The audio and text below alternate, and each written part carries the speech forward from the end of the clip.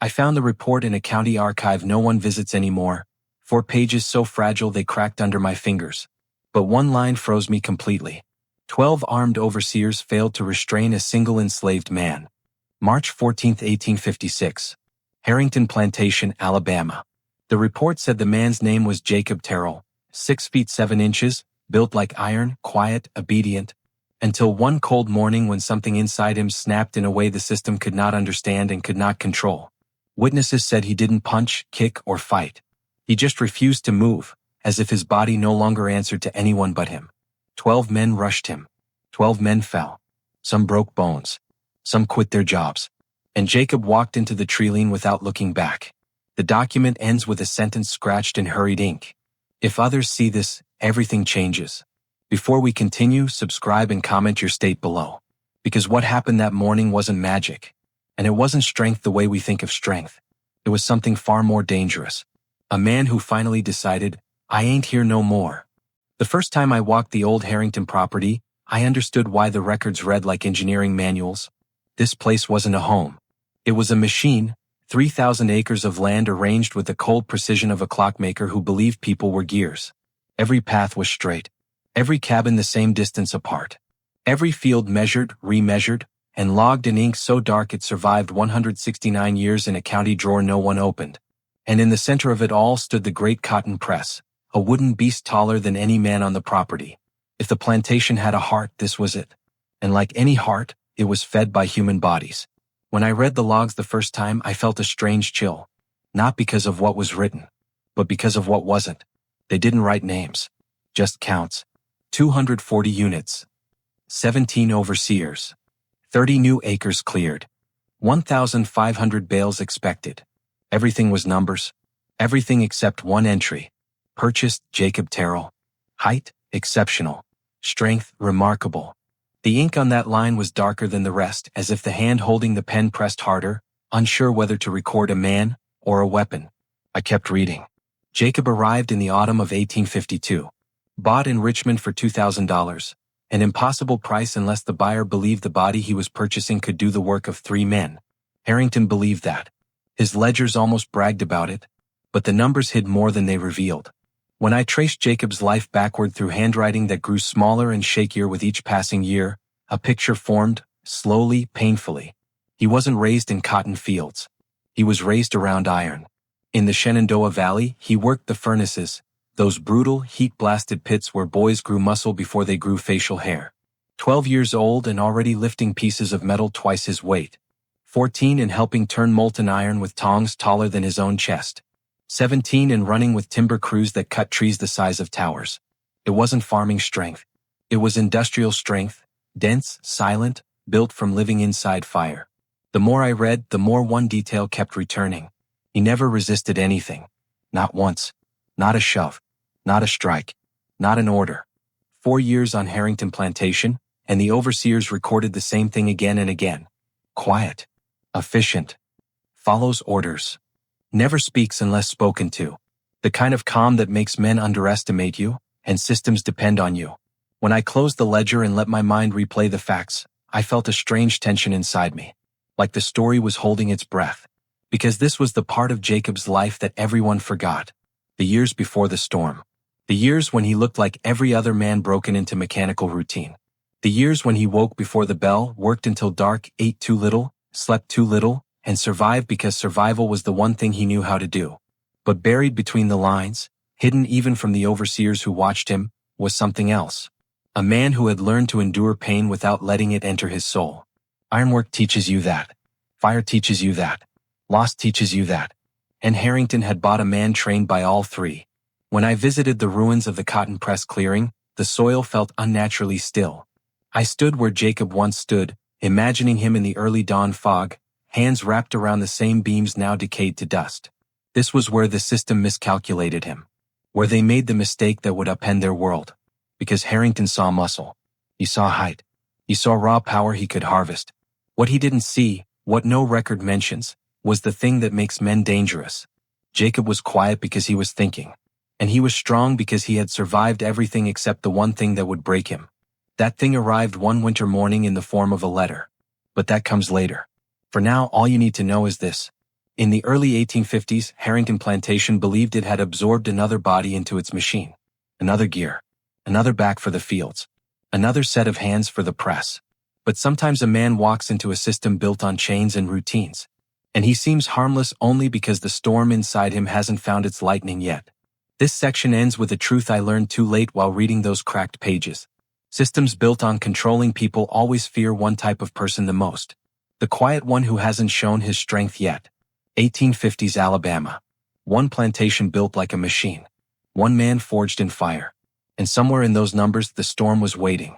If you were Jacob at this point, silent, strong, and trapped in a system that thought it owned you, would you wait, or would you plan?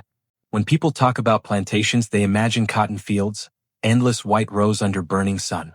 But Harrington wasn't powered by cotton alone. It was powered by muscle, and most of that muscle came from men like Jacob who were built for labor that bent normal men in half. The logs show exactly where he worked his first year. Press crew, lifting beams no one else could lift. Timber clearing, dragging trees out of riverbeds. Gin room hauling, rotating iron wheels by hand. Foundation teams, moving stones that needed 4 men per block. Jacob handled them alone.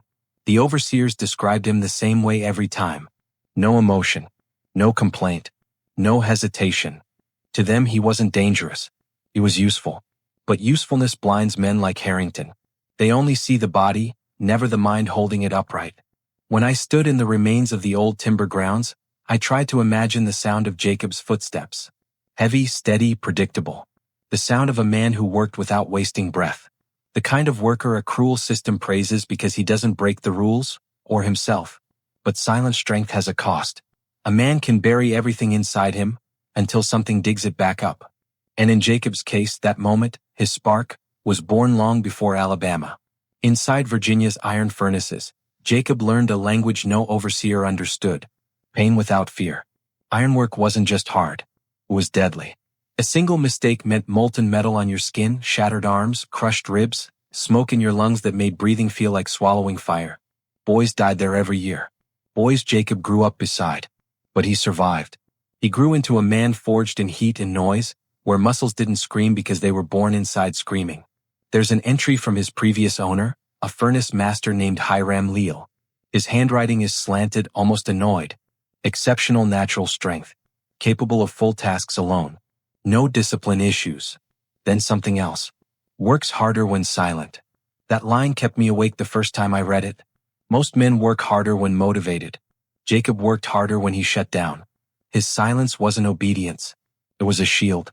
But when Leal's Iron Works went bankrupt in 1851, they sold everything that could walk, carry, or bleed. That's how Jacob began his journey south. To Harrington, he arrived as property. To himself, he arrived already half empty. I found a fragment of an overseer's note from late 1853, barely legible. He stares beyond the trees when he works, like he's listening to something far away. That detail matters more than it seems. Men trapped in systems like Harrington often develop a kind of inner world, a quiet place where no whip can reach them. Some lose themselves there. Some survive there. Jacob was surviving. Then came winter. Winters in northeastern Alabama are deceptive. They aren't brutally cold. They're quiet. Cold mornings where fog crawls low and the world feels paused, like it's waiting for something. It was in one of those mornings, 1855, when Jacob's world shifted. And for once, the logs fail us. The paper stays quiet. The only account we have comes from the mouth of a woman who lived long enough to share it. The head cook, Martha Clemens, who spoke to the WPA in 1937. Her words were shaky, old, but clear. One evening, he was behind the cookhouse, standing still with a paper in his hand. Still like stone. Face empty like a man who just learned he already died. That paper was a letter. A letter enslaved people weren't legally allowed to receive. A letter the overseers confiscated and mocked him for. But before they took it, he read it, even if only once. I reconstructed the letter from the fragments in Testimony and the Colonel's private journal. It likely said something like this. Jacob, I am sold south. I cannot see you again. I carry your child, but they will take him too. Do not come for me. Do not let them take you piece by piece. Remember we real. Remember we ours. When I read those reconstructed lines aloud in the archive room, the air felt different. Colder. Like I was speaking a ghost's voice back into existence. Jacob didn't know where she was exactly. He didn't know if the baby would survive. He didn't know anything except the one truth the letter burned into him. You still belong to someone who loves you, not someone who owns you. From that day, subtle changes appeared in the overseer's logs. Tiny things only fear makes men write down. Asking about river depth. Asking how far to county line. Working but not present. Eyes distant. The machine had misread the gear. He wasn't breaking the rules. He was breaking the illusion. And the enslaved community felt it before anyone else. Old Samuel, another witness long gone now, said, "He moved quiet. But the quiet wasn't the same. It was the kind you hear before a storm." Every enslaved person knows the difference between a tired man and a man who has lost fear. Jacob had lost fear. N. Harrington Plantation. A place built entirely on the promise that fear would always win. Had no idea what that meant yet. Jacob wasn't planning escape. Not then. Not fully. He was doing something far more dangerous. He was deciding. Deciding what his life meant. Deciding what they could or couldn't take. Deciding what was worth surviving for. When systems built on chains sense that shift, their response is always the same. Punish first. Ask questions later. So, they would. 1855. One letter. One man forged in fire. And the first crack in a machine built on fear. If a single letter told you everything you loved was slipping away, would you accept it, or burn the world trying to reach it? The more I dug into the winter of 1855, the clearer one thing became. Jacob didn't become dangerous when he got the letter. He became unreachable. And for a system built entirely on reach of the whip, reach of fear, reach of authority, that is the beginning of collapse. The overseers noticed something before anyone else could name it. Not rebellion. Not defiance. Just stillness. Not the kind of still you get from exhaustion. A deeper kind. A stillness that meant he was somewhere else inside his mind. Their logbooks began using odd phrases for him. Present but not present. Compliant but detached. Working with unusual precision. Unusual precision. The kind of phrase a man writes when something frightens him but he doesn't know the language for that fear yet. Remember, plantation overseers weren't philosophers. They wrote what they saw. And what they saw in Jacob was a man whose actions were perfect, whose body moved like a machine, but whose spirit no longer belonged to the place controlling his body. One overseer, Strauss, wrote, "He carries the beams as if they weigh nothing, but his eyes do not follow his work. Those eyes matter, because eyes tell you whether a person is still inside their body, or whether they've stepped somewhere you can't follow." I stood once where Jacob had worked near the cotton press pit, the December wind cutting across the clearing. The silence there felt wrong, as if it wasn't empty but watching. I imagined him lifting beams taller than himself, breath rising in white clouds, the letter's words replaying in his mind. Don't let them take you piece by piece. Piece by piece. They had taken everything else. But that letter reminded him. There were pieces of him they hadn't reached. Not his memories. Not his name. Not his claim on the woman he loved. Not the child he had never met. Those things lived in a place no overseer could strike. And it was from that place the storm began to grow. Martha Clemens, the cook who saw him holding the letter, later said something that stuck with me. People like him don't break loud. They break quiet. Quiet breaks are the most dangerous. They don't explode. They erode. You wake up one day and realize the man you thought you owned has stopped fearing you. And by the time you notice it, it's too late. After the letter, the enslaved community felt the shift first. They didn't have paperwork or logs to analyze. They had instinct. Old Samuel said. He wasn't the same kind of quiet anymore. Before, he was quiet because they told him to be. After the letter, he was quiet because he chose it. Chose. The one forbidden luxury in that world. The difference between forced silence and chosen silence is the difference between a chained man and one who has already stepped out of his cage mentally. And once a man steps out mentally, the body follows sooner or later. That winter, Jacob kept asking unusual questions. How deep the river gets in spring. How far the boundary runs past the cedar line. Which road goes toward Georgia. Never loudly. Never boldly. Always politely. Always in a voice so soft the overseers mistook it for obedience. But it wasn't obedience. It was reconnaissance. And when a system keeps someone enslaved by controlling information, even asking a question becomes an act of resistance. The logs show that the overseers felt a tension around him. Strauss wrote, "The men avoid him at night gatherings. But some sit near him anyway. Fear and hope mixed together like two sides of the same fire. Because the enslaved community didn't just see Jacob's strength. They saw his mind sharpening. And people living in cages know the difference between strength used for survival and strength preparing for something else. Then something else happened. A detail small enough the overseer almost didn't bother writing it. Jacob mentioned Richmond today. Richmond, where he'd been sold from, where the woman he loved once lived. That tiny mention was the first breadcrumb that Jacob had started thinking backward. Across miles, across rivers, across the line that separated free states from slave states. That is how escapes begin. Not with a map. Not with supplies. Not with timing. With memory. When a man remembers who he belongs to, not the master but the people who love him, chains lose their power. The historian in me studied the letter fragments and logs for weeks. The human in me realized something far simpler. Jacob didn't become strong that winter. He became unwilling. Unwilling to be moved. Unwilling to be controlled. Unwilling to let his life be written by men who couldn't pronounce his wife's name or his child's destiny. And when unwilling meets unbreakable, systems shatter.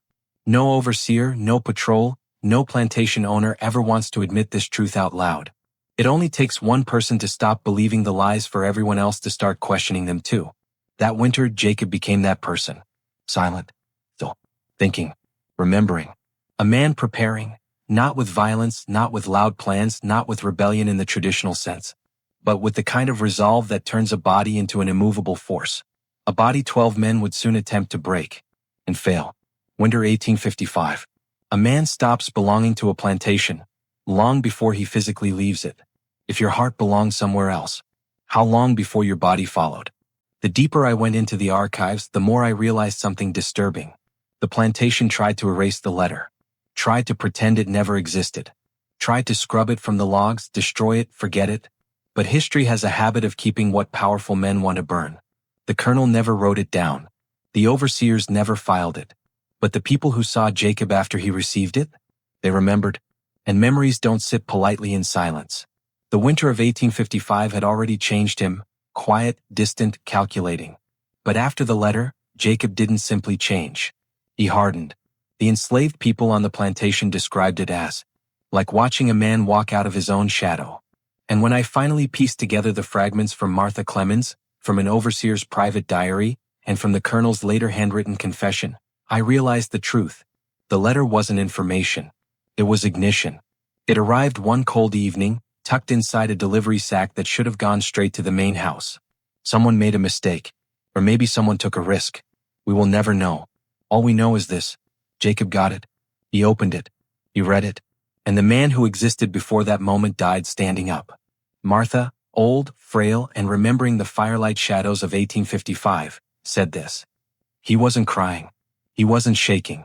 He wasn't angry. He was empty. Empty in a way that scared me more than any whip. Because anger can be controlled. Sadness can be punished. Fear can be used. But emptiness? A man emptied of everything but purpose? No system can handle that. The overseers noticed it too, though they pretended not to. That night, Jacob didn't speak to anyone. He didn't eat. He didn't sit near the fire. He just stood behind the cookhouse, the cold wind turning his breath into fog, the letter softening in his hands. And the words inside it, though we only know them through reconstruction, were enough to hollow out a man from the inside. They sold me south. I have no way back. You cannot find me. Do not try. They will break you trying to reach me. But before they break your body, they will try to break your spirit. Don't let them. Remember we real. Remember we ours. That last line. Remember we ours. Not yours. Not mine. We ours. A claim. A bond. A world outside the plantation walls. And right there, in that moment, Jacob's chains cracked. Not physically, but mentally. That's the part slave owners feared most. A man who believes his life belongs to someone else. And that someone else is not the master. The colonel found out about the letter soon after, though not from Jacob. Never from Jacob. Overseer Gibbard bragged about intercepting another message addressed to Jacob. He mocked it. He held it up in front of other overseers like a joke. But jokes are only funny until the punchline turns into a threat. Someone, no one knows who, told Jacob. He didn't show anger. He didn't confront anyone. He just became still. Strauss described this moment. He stood like he was listening underwater. Like nothing we said could reach him. And he was right. Nothing could reach him now. Not the voice of the overseer. Not the lash. Not the rules. Not the fear that kept others obedient, because a man whose heart is already gone cannot be broken. And Jacob's heart, without leaving his chest, had already begun walking toward Georgia. After the letter, everything he did gained a new weight. He asked about distances. He asked about creeks. He asked which trails led where. He watched patrol routes. He studied moon cycles. He measured the time it took for overseers to move from one field to another. He didn't ask these things panicked. He asked them politely. And polite questions are more dangerous than defiant ones, because they sound harmless until it's too late. The enslaved community saw the change with absolute clarity. They saw the way he stood straighter, the way he carried beams with a new kind of calm, the way he spent more time alone, the way he looked at the northern tree line like it was calling his name. Some feared for him. Some envied him. Some prayed for him. But not one of them doubted what was coming. Old Samuel said, he wasn't running. He was waiting. Waiting for the morning he'd stop playing their game. And plantation owners, men like Harrington, understand numbers, land, cotton, and profit. But they never understand waiting. Not the kind enslaved people mastered. The waiting that can last weeks, months, years, a lifetime if needed. Jacob was waiting. Waiting for something to push him past the point of no return. Waiting for the moment when the system demanded he break. Because a man who is already mentally free will not bend. He will snap. And on Harrington Plantation, nothing terrified the overseers more than the possibility that a man might snap in a direction they could not predict. But the truth is, they did predict it. They saw the signs. They wrote them. Yet they did nothing. Because men who believe they own other human beings always make the same mistake. They confuse silence for obedience, and obedience for control, and control for safety. Jacob was silent, but he was not obedient, and he was no longer safe, for the system holding him. The letter didn't give him a plan. It gave him something far more powerful, a reason. And when a strong man finds a reason, the world around him should tremble. 1855. One forbidden letter. One heart turned toward Georgia. And a man whose silence announced the storm to come. If someone you loved called you from miles away, trapped and hurt, would you stay, or would you break the world to reach them? March 14, 1856 began like a day that didn't know it was about to become history. When I stood on the clearing myself, 165 years later, the ground still felt wrong. Too quiet. Too heavy. As if the soil remembered the weight of something the world tried to forget. The logs described the morning in cold, unfeeling language. 5:30 a.m. bell rung. Weather, fog. Work assigned, press crew. But the people who lived that morning remembered it differently. They remembered breath turning white in the air. They remembered the fog so thick it muffled sound. They remembered the silence of a world holding its breath. And they remembered Jacob standing beside the cotton press, hands wrapped around a timber beam, eyes fixed on something far past the tree-line. Not the fog. Not the overseer. Something further. Maybe Georgia. Maybe memory. Maybe freedom. The day's first spark came small. Head overseer Thomas Gibbard approached Jacob with the same arrogance he carried every morning. Gibbard believed two things deeply. That fear kept the world in order. That men like Jacob were incapable of seeing past the whip. He was wrong on both counts. Witnesses later said they heard Gibbard's voice slice through the fog with cruel satisfaction. We intercepted your letter. The sender's been dealt with. Only he didn't say sender. He said woman. He said Georgia. He said she won't trouble you again. Words meant to hurt. Words meant to break. But when cruelty hits a man who already lost everything except his purpose, cruelty becomes gasoline. Jacob didn't yell. He didn't argue. He didn't ask anything. He simply didn't move. Gibbard ordered him to shift a beam. Jacob didn't blink. He told Jacob to prepare for punishment. Jacob didn't lower his eyes. He raised the leather strap. Jacob didn't flinch. The first strike hit his shoulders with a crack that echoed off the press posts. But his body absorbed it the same way iron absorbs heat. Without reaction, without fear, without surrender. Strauss grabbed Jacob's arm to force him down. And then something happened that appears in every testimony, no matter who wrote it. Jacob's body didn't react. Not stiff. Not tense. Just impossibly steady. Like trying to move a living pillar. It wasn't that he resisted. He simply refused to be moved. It was the physical expression of a decision. I belong to no one here. When the overseers tried twisting his arm, it didn't twist. When they tried wrenching his shoulders, they couldn't. When they tried forcing his knees to buckle, they stayed straight. Jacob wasn't fighting them. He was denying them. And denial from a man who has nothing left to fear becomes power. Gibbard panicked. He fired a pistol into the air and shouted for backup. The fog trembled. The sound tore through the fields. And overseers came running, first 2, then 4 more. In minutes, 7 white men circled Jacob. A strange silence spread across the clearing. Dozens of enslaved people working nearby slowly stopped what they were doing. On a plantation, silence means danger. And the danger was gathering around Jacob like wolves approaching a lion. One witness said, "I don't think they saw a man. I think they saw their whole system staring back." The overseers ordered Jacob to kneel. He didn't. They lunged at him at once. And that's when chaos began. Not because Jacob fought, but because their violence collided with itself. 2 men slammed into each other. One tripped over the beam Jacob held. Another crashed shoulder first into the wooden post. A body hit the ground. A jaw cracked. Blood splattered onto the mud. And in the middle of it all, Jacob stood still. Breathing heavy, yes, but untouched, unaffected, unmoved. Gibbard screamed for every available overseer. Runners sprinted across the fields. By the time the fog fully lifted, 12 armed white men stood before one unarmed enslaved man. This was no longer punishment. This was a system defending itself. 12 men rushed him from every side. A coordinated attack meant to break not just Jacob, but the witnessing crowd's spirit. Instead, those 12 men broke themselves. One dislocated his shoulder. One shattered his ribs. One struck another man in the confusion. One knocked himself unconscious. It wasn't magic. It wasn't superhuman strength. It was what happens when brute force meets unbreakable will. Then Jacob finally spoke. His voice calm as a winter river. "I ain't here no more." And every man in that clearing understood exactly what he meant. His body was standing there. But his soul, his fear, his obedience, his submission, had left long before sunrise. Then he turned, and he walked toward the trees. Not fast, not desperate, not looking back. And for the first time in their lives, 12 overseers who owned pistols, whips, and legal authority did nothing. They watched him disappear into the woods. Because in that moment, they understood a truth more terrifying than violence. You can kill a man who fears you. You cannot stop a man who doesn't. March 14, 1856, 12 armed men. One unarmed man who refused to kneel.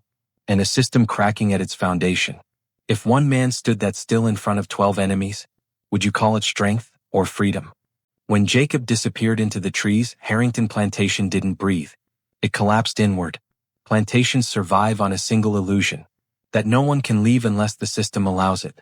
But that morning, every enslaved person, every overseer, and even Colonel Marcus Harrington himself watched that illusion snap in half and fall silently to the ground.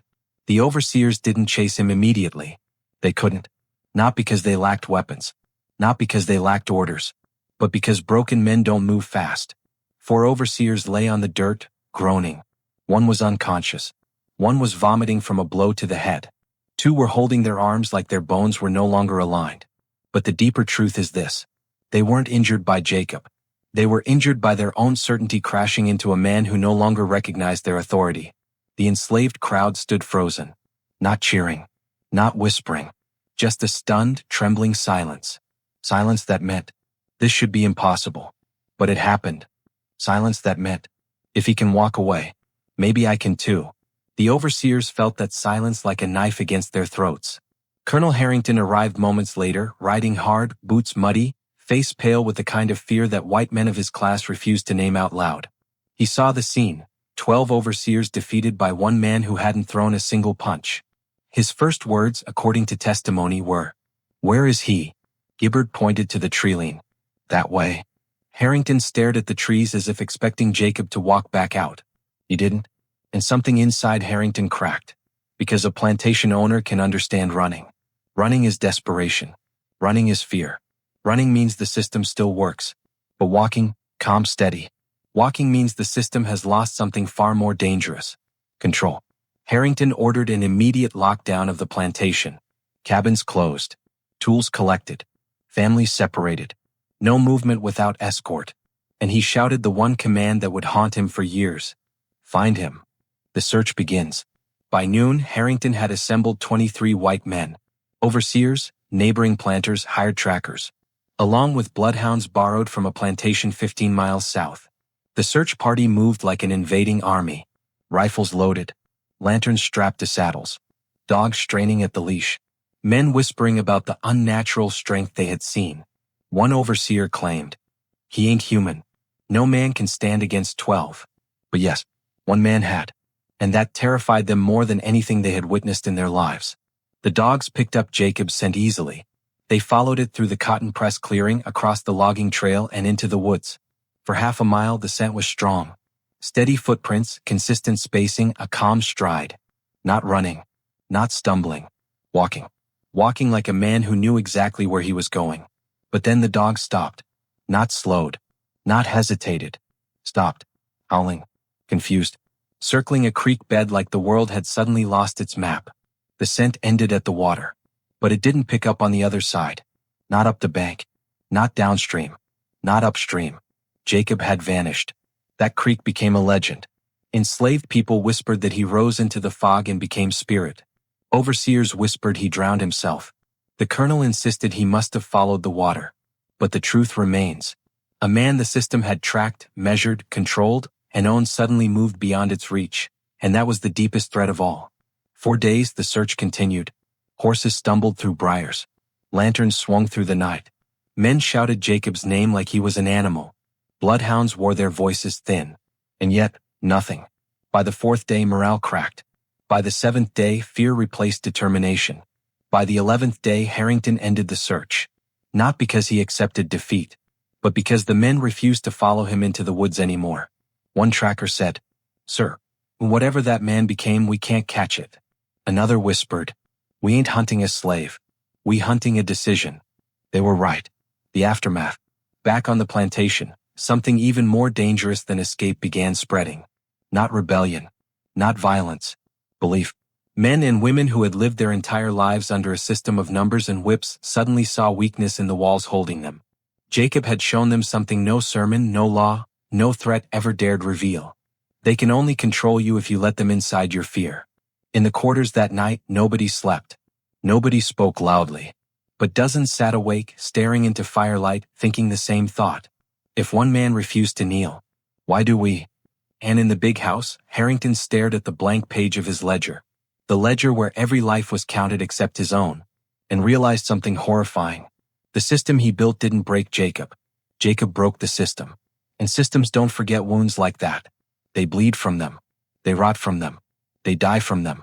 March 1856. A man disappears into the trees. The dogs fail. The system trembles. And belief begins to spread like fire. If you saw 12 men fall to one, would you still believe the world was unchangeable? When Jacob vanished into the trees, the plantation expected him to come crawling back. That's how every escape story was supposed to end, fear beating freedom.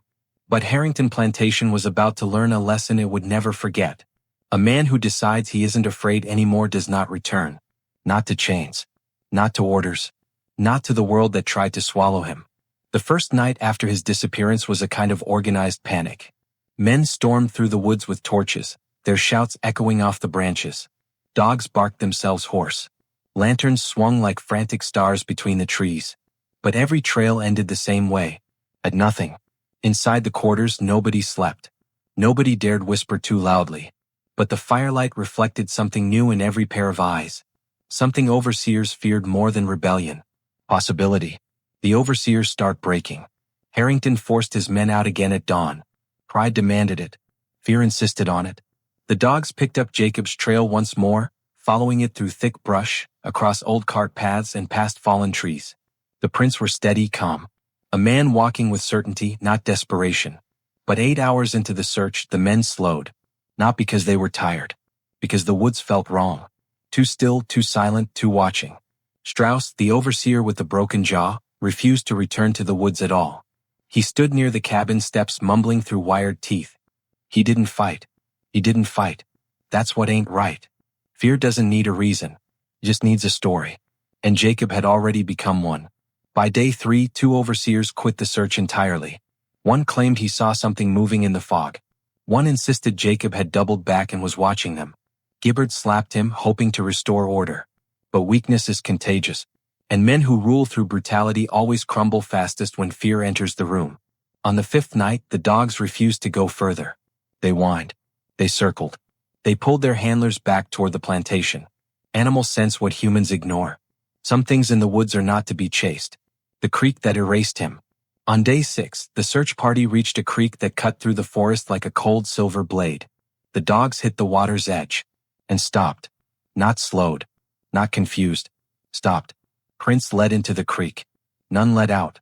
The men spread out on both sides, walking upstream and downstream for nearly 3 miles. No sign of footprints. No sign of a crossing. No sign of Jacob. That creek became the plantation's whispering wound. One overseer, trembling, swore.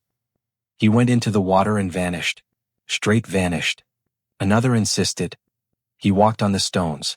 Didn't touch the bank. Others whispered he drowned himself so the plantation could never have him again. But the enslaved people knew better. Old Samuel said, "He ain't drowned. He ain't gone. He just stopped being catchable." History agrees with Samuel. Future testimonies, scattered documents, and quiet clues suggest Jacob knew exactly what he was doing. Creeks erase scent. Water hides direction. Night hides movement. Jacob didn't need to outrun men. He needed to outthink them. And he did. The Colonel's fear. Colonel Harrington's journal from the following week reads like a man fighting an invisible enemy. The men cannot find him. The dogs falter. Work slows. The quarters are restless. The women whisper songs I have not heard before. Songs. Low, humming, defiant songs. Not loud enough to be punished. Not obvious enough to accuse. Just quiet enough to spread. That's the danger the Colonel understood far too late. Jacob didn't just escape. He showed people escape was possible. Systems don't fear rebels. Rebels can be whipped, chained, killed, made into examples. But systems fear ideas. Because ideas travel faster than horses and hide deeper than fugitives. And Jacob had become an idea. The silence in the quarters. During the search, work at the plantation barely functioned. People moved slower. Tools felt heavier. Eyes stayed fixed on the tree line. Martha, the cook, overheard whispering. If he made it to the creek, he made it further. If 12 men couldn't bring him down, why fear one man with a whip? He ain't running. He walking to something. Walking. Not fleeing. Not scrambling. Walking. The enslaved community understood the symbolism instantly. Running men are hunted. Walking men choose their path. And a man who chooses his path is the most dangerous thing a slave society can face. Day 11. By the 11th day, the search party was exhausted, half-injured, and fully afraid. Men who once bragged about breaking slaves now muttered about spirits, curses, and impossible strength. Gibbard tried to rally them one last time. But the moment he shouted, "We search until he's found," a voice from the back replied, "Sir, we ain't finding what ain't there." And that ended the search. Not a command. Not a conclusion. A truth spoken aloud. Harrington dismissed them all before the sentence could haunt him further. Jacob was gone. And so was control. 11 days in the woods. Dogs defeated. Men broken. A creek that erased footprints. And a plantation trembling from a freedom it couldn't contain. If you saw a man vanish from a world built to trap him, would you believe he escaped, or that the system finally failed? By the time the search ended, the ground at Harrington Plantation felt like it carried 2 different kinds of footsteps. The heavy, uncertain steps of overseers who now questioned their own strength, and the silent, steady memory of a man who walked away without fear. But the plantation wasn't finished with Jacob. And Jacob, quiet, strategic, deliberate, wasn't finished with the plantation. The break came almost a month later. A young enslaved boy gathering twigs near the northeastern property line noticed something strange inside the hollow of a dying oak tree. A cloth bundle, carefully wrapped, tucked deep as if placed by a man who knew exactly how long it would remain hidden. The boy didn't open it. He carried it straight to the quarters. And soon the entire community gathered in a tight circle around the package. Martha Clemens, trusted, steady, respected, opened it. Inside were 3 items. A carving, a scrap of paper, a metal tag, and a note. Even the colonel, cold and calculating, couldn't hide his fear when he saw what was written. The carving. The carving was small, simple, but heartbreakingly precise. 2 figures holding hands. A man and a woman.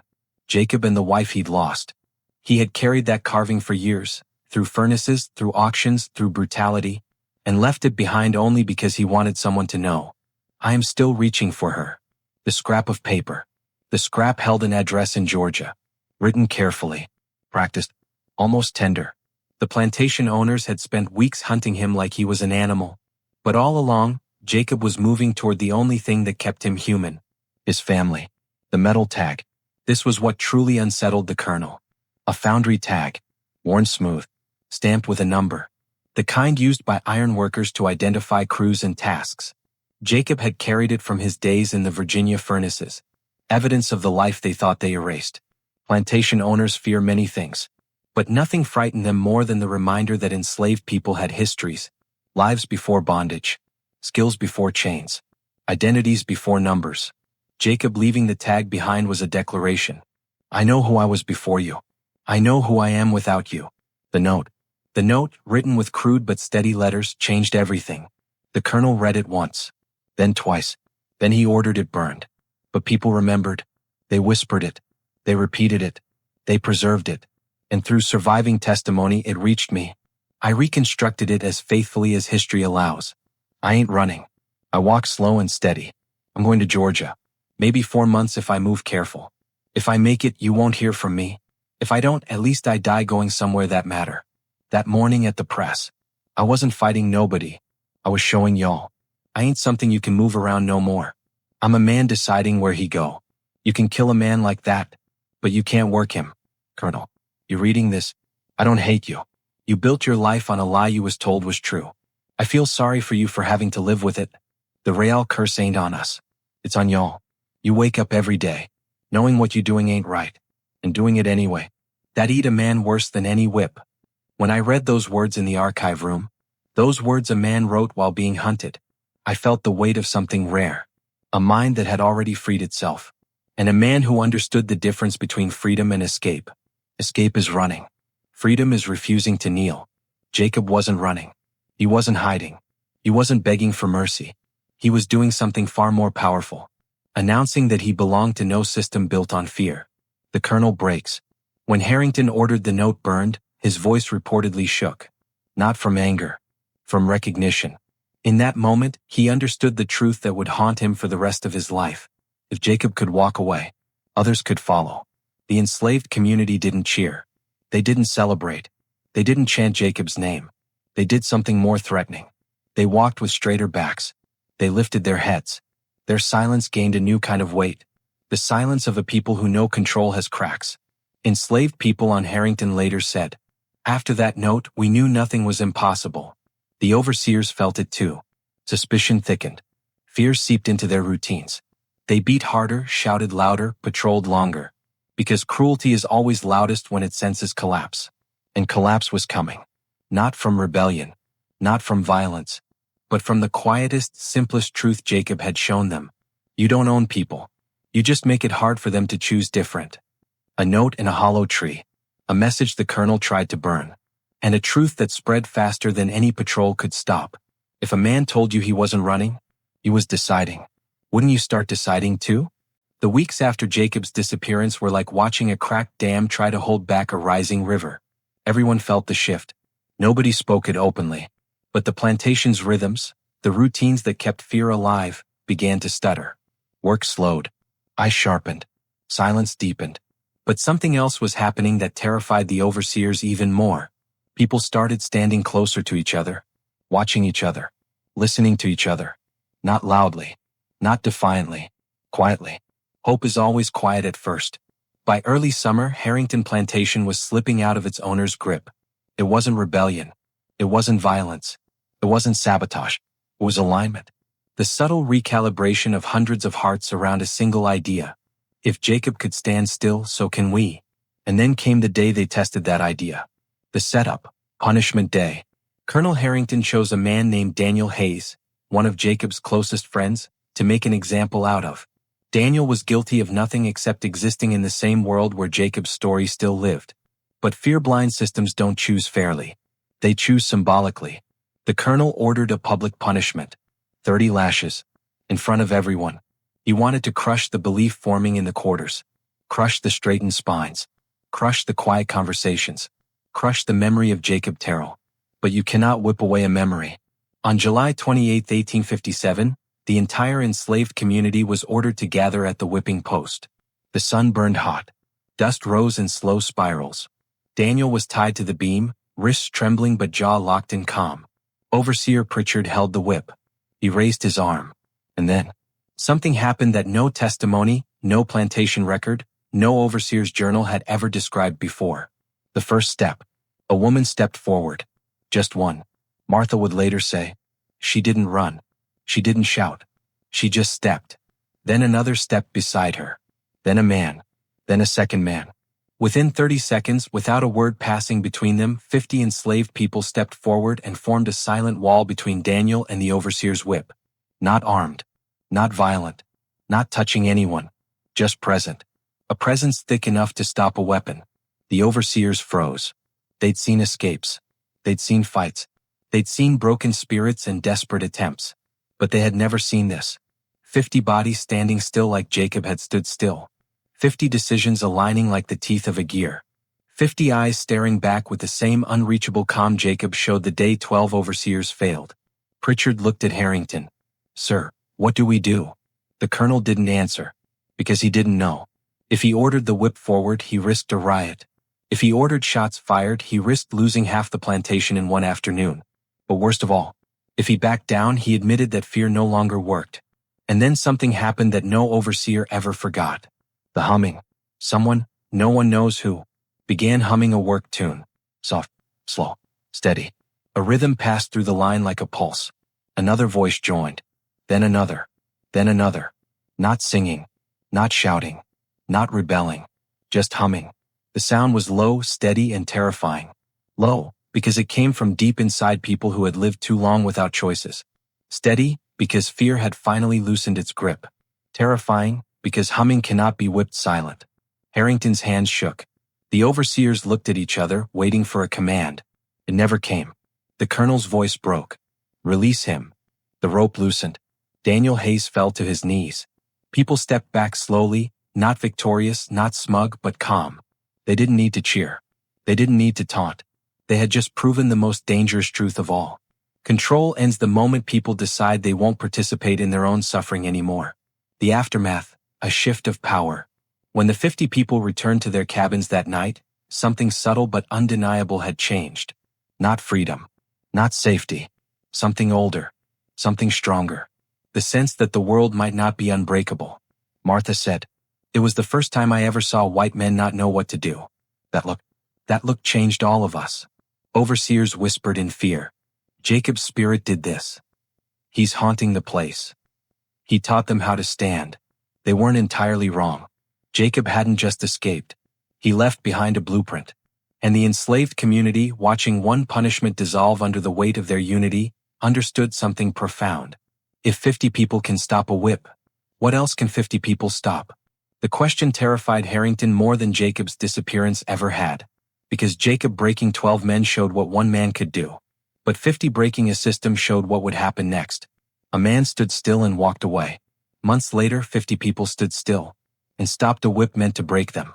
If a single man taught 50 people to stand without fear, what do you think 100 could do? Colonel Harrington told himself the incident with Daniel Hayes was an isolated act of insolence. But every plantation owner in the Deep South knew the truth. Rebellion doesn't start with fire. It starts with silence. It starts with standing still. And Harrington had just watched 50 people stand still. The colonel didn't sleep for nights. He walked the halls like a man pacing inside his own fear. He checked locks twice. He checked windows 3 times. He read patrol logs in the candlelight until wax pooled across his desk. But fear has a smell, a vibration. And once enslaved people smell fear in a master, the world changes. The colonel needed to regain control. Not with whips. That had failed. Not with overseers. They were rattled. Not with discipline. That only united people further. So he reached for cruelty disguised as strategy. He decided to do the one thing slave owners believed would kill hope. Split them apart. Scatter them. Break the bonds forming in the quarters. In November 1857, Harrington sold 75 enslaved people in a single week. Families torn apart.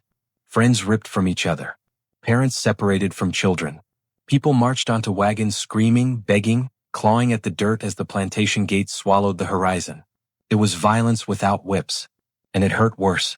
But what Harrington didn't understand, what no slave owner understood, was that you cannot scatter a story. And Jacob had become more than a man. He had become a story carried in every direction like embers on the wind.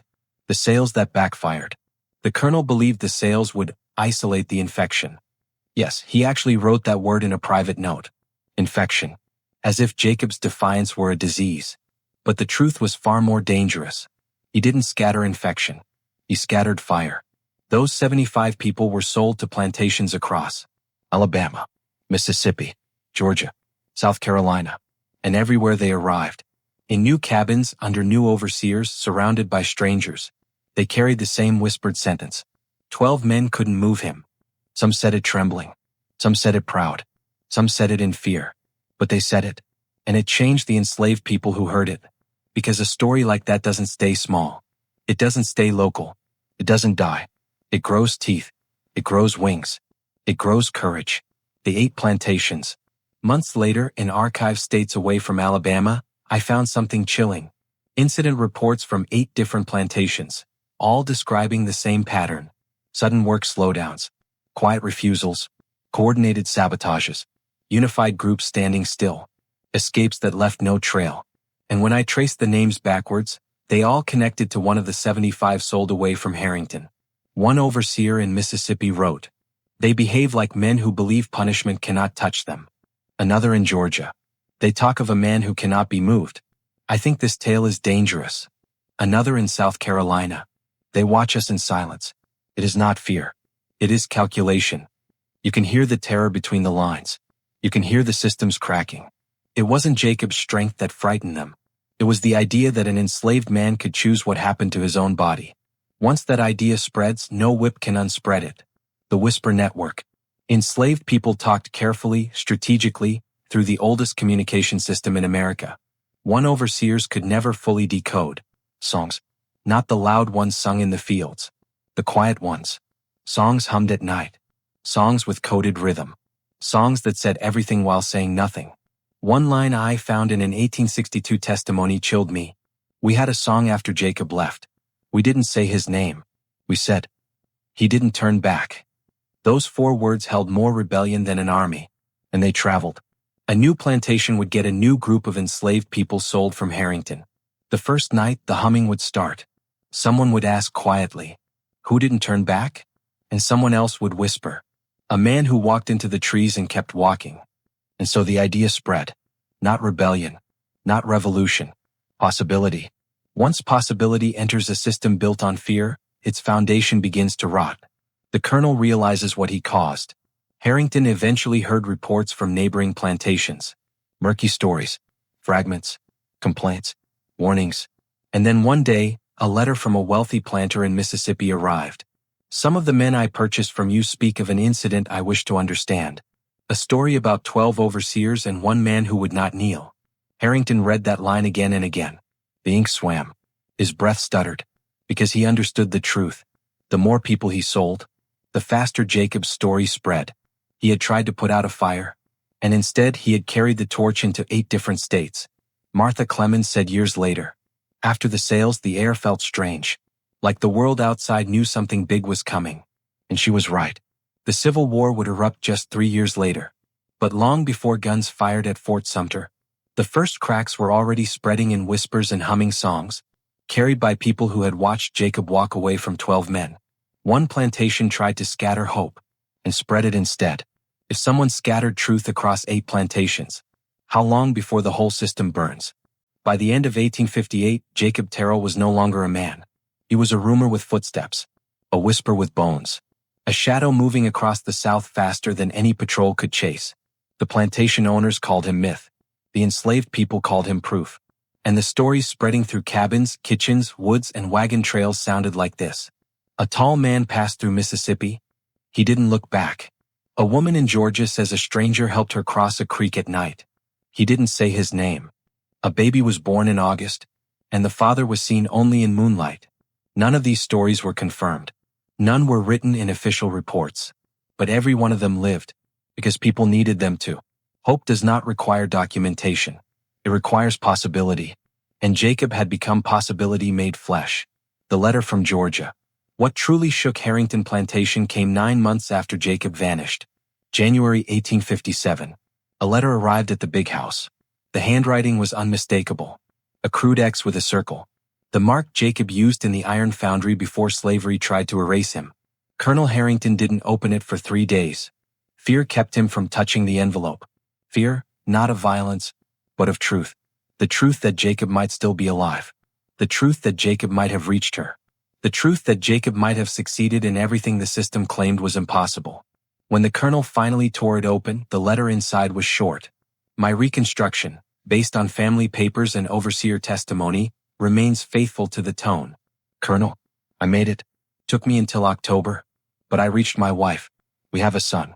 He was born in August. We together now. That is all I ever wanted.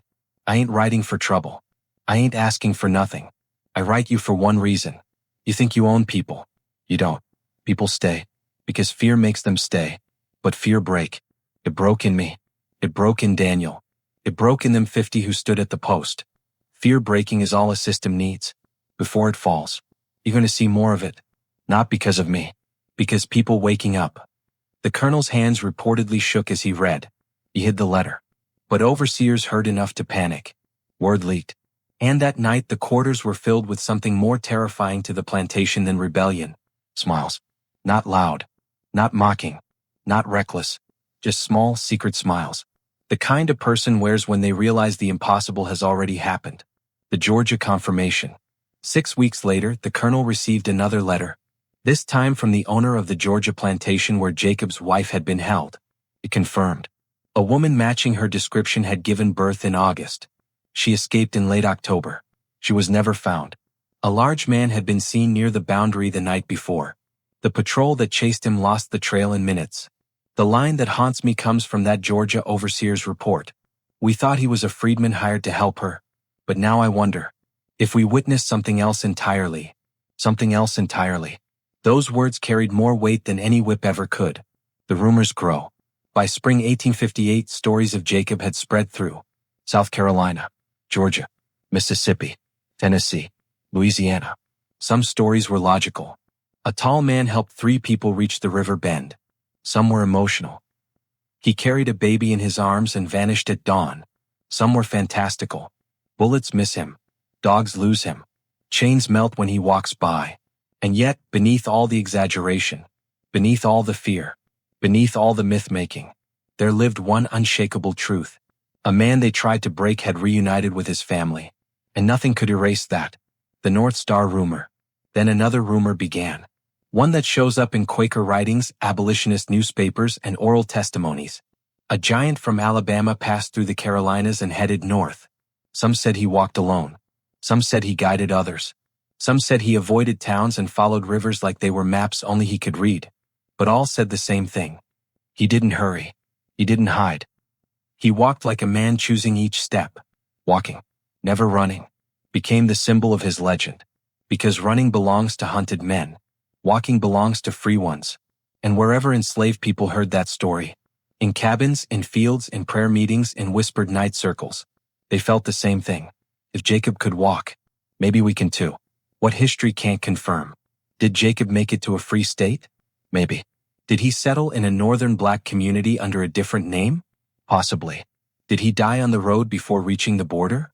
We cannot say. History loses people when they claim themselves. But here's the part that matters most. The part every historian, every descendant, every surviving document silently agrees on.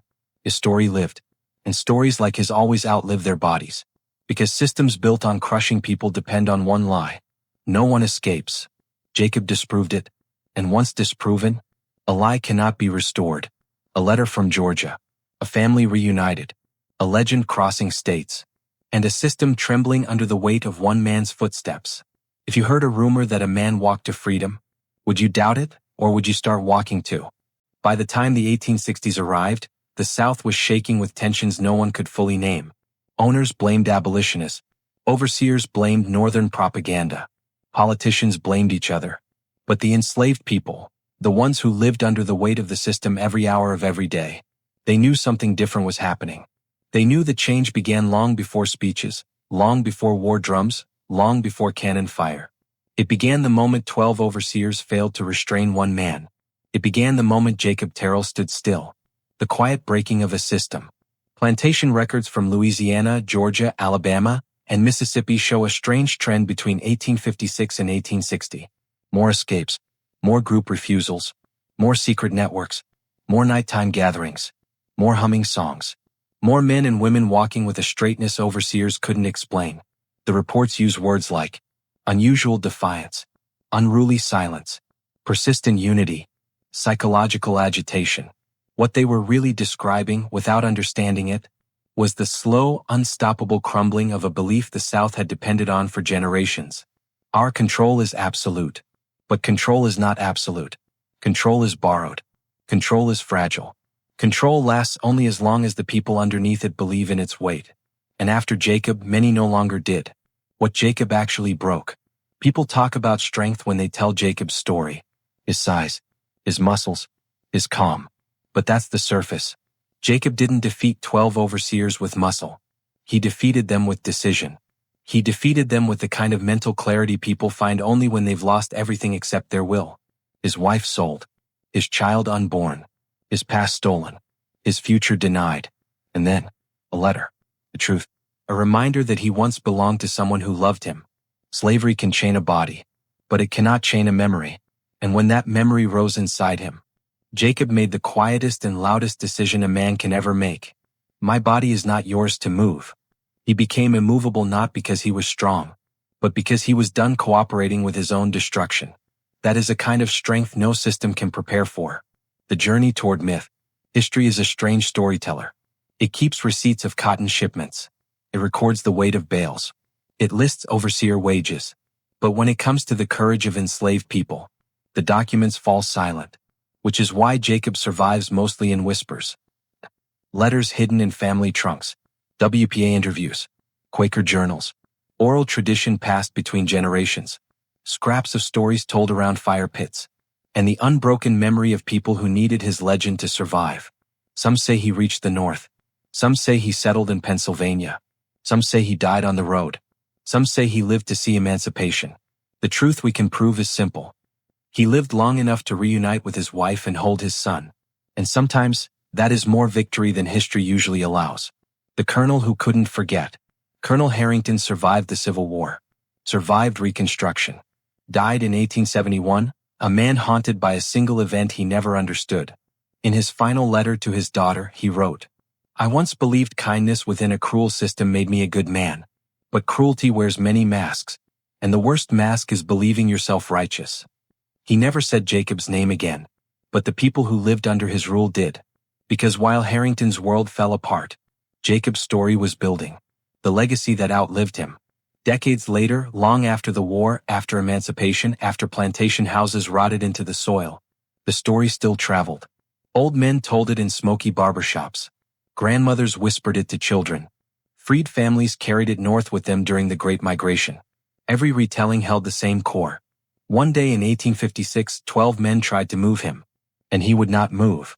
No embellishment changes that truth, and no erasure can silence it, because what Jacob showed wasn't superhuman strength. It was the oldest truth of human history. A person becomes unstoppable the moment they stop cooperating with their own oppression.